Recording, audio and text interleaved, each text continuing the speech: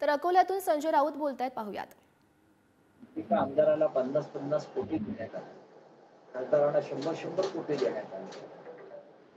आताही नगरसेवक असतील शिवसेनेचे, पदाधिकारी असतील शिवसेनेचे, त्यांना फोडण्यासाठी कोट्यवधी रुपये खर्च होतो.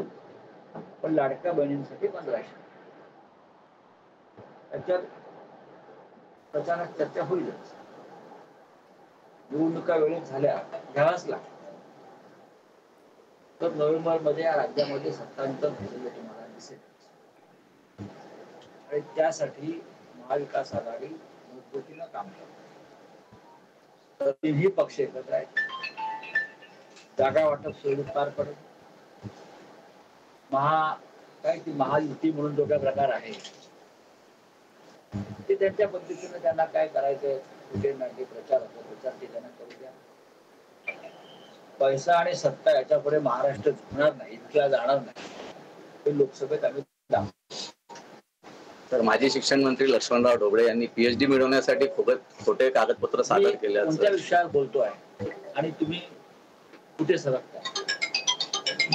तर या महाराष्ट्रातलं वातावरण हे अत्यंत महाविकास आघाडीसाठी, त्याच्यामुळे अनेक आमचे कार्यकर्ते असतील, पदाधिकारी असतील, यांना पोलिसी यंत्रणेचा वापर करून त्रास द्यायचा.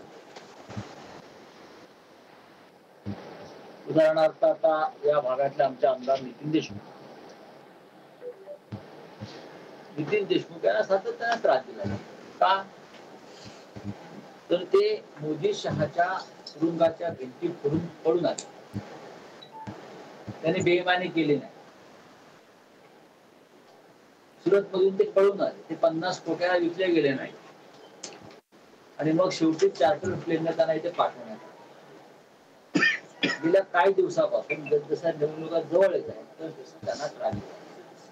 काय तर म्हणे बेहिशोबी मागतात. कोणाची बेहिशोबी मागतात? आमची. तुमचं काय चाललं? हिशोब द्या. देशमुखांची, आमच्या आमदारांची, आमच्या पदाधिकाऱ्यांची, आमच्या कार्यकर्त्यांची, पण राष्ट्रवादी असतील, काँग्रेस असेल, शिवसेना असेल, आमच्या चौकशा करता येतो. तुमची चौकशी जेव्हा आम्ही करू तेव्हा तुम्ही सुटणार. थोडंच सांग.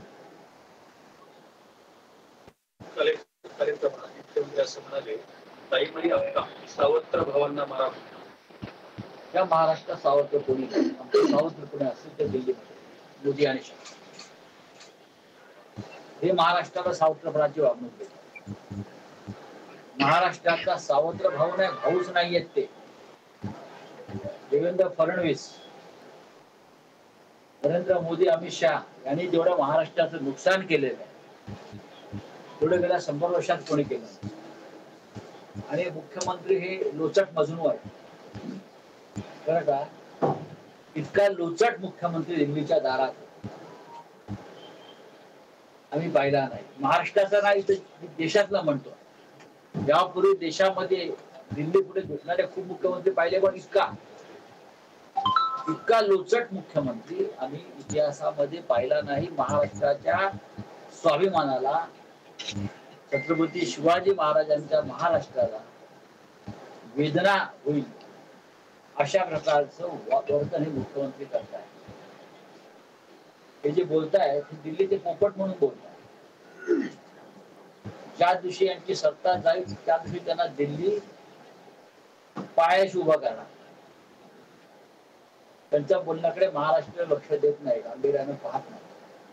महाराष्ट्राला बदल हवा आणि घटनाबाह्य सरकार घालवण्यासाठी आम्ही त्यासाठी कंबर बसतो.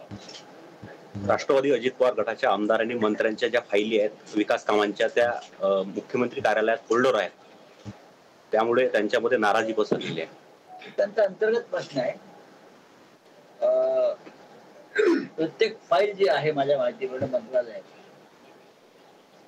आणि ती जर देण्या घेण्याची असेल तर त्याकडे हल्ली दिल्लीचं फार लक्ष आहे.